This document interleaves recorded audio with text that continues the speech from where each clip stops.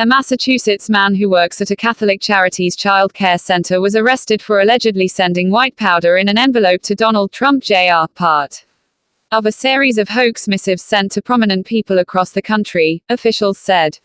The suspect, 25-year-old Daniel Frisiello, of Beverly, Massachusetts, was arrested this morning after investigators tracked him down through a company that sells a $10 prank known as a glitter bomb, a cardboard mailing tube that spills glitter everywhere when opened, according to a criminal complaint.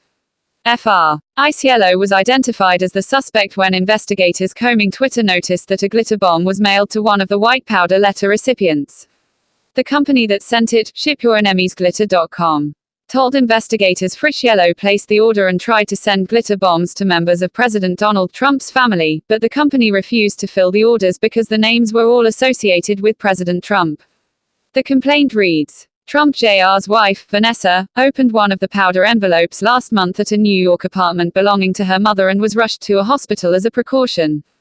The U.S. Postal Inspection Service said Frisiello sent at least 5 letters containing white powder in the last several weeks. He was charged with making hoax threats and mailing threatening communications. This investigation should remind people that law enforcement will prioritize finding and charging those who try to cause panic by sending threatening letters containing what looks like dangerous substances, said Andrew E. Lelling, the U.S. Attorney for Massachusetts. Catholic Charities, which is part of the Boston Archdiocese of Boston, confirmed that Frisiello is an employee of the nonprofit. Officials with the organization said they were contacted this morning by the FBI concerning their arrest of an individual employed in our Peabody Child Care Center. They said Frisiello was immediately placed on leave. The FBI has assured us that the charges do not involve any activity in his role at Catholic Charities but concern alleged threats against a political figure. The group said in a statement. As a matter of background, Catholic Charities processed the appropriate background checks when the employee was hired.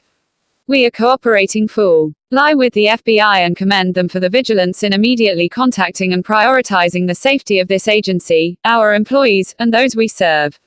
The first of the powder-filled letters, postmarked on Feb.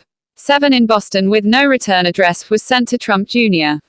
His wife, Vanessa, 40, opened it and an unknown suspicious white powder spilled out. Vanessa Trump and 2 other people the apartment were decontaminated by firefighters at the scene before being taken to a hospital, according to police. The letter, according to the criminal complaint, read, "You are an awful, awful person. I am surprised that your father lets you speak on TV.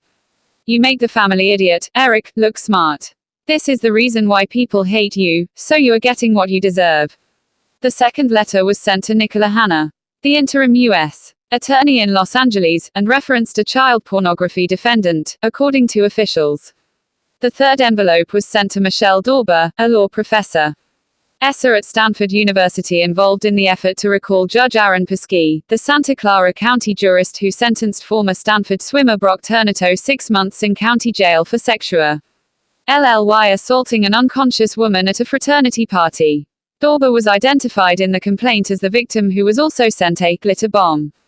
The fourth letter went to Sen. Debbie Stabeno, of Michigan, and referenced Larry Nassar, the former U.S. gymnastics doctor convicted of abusing his patients.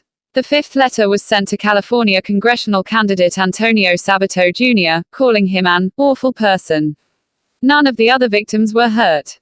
While we determined that the mailings did not contain toxins or poison, each of these incidents required a significant law enforcement response, said Harold Shaw, special agent in charge of the FB Boston Division. All this comes at a cost to taxpayers' money and diverted first responders and other limited resources away from actual emergencies. Frisiello appeared in federal court in Worcester, Massachusetts Thursday and was ordered held pending a detention hearing.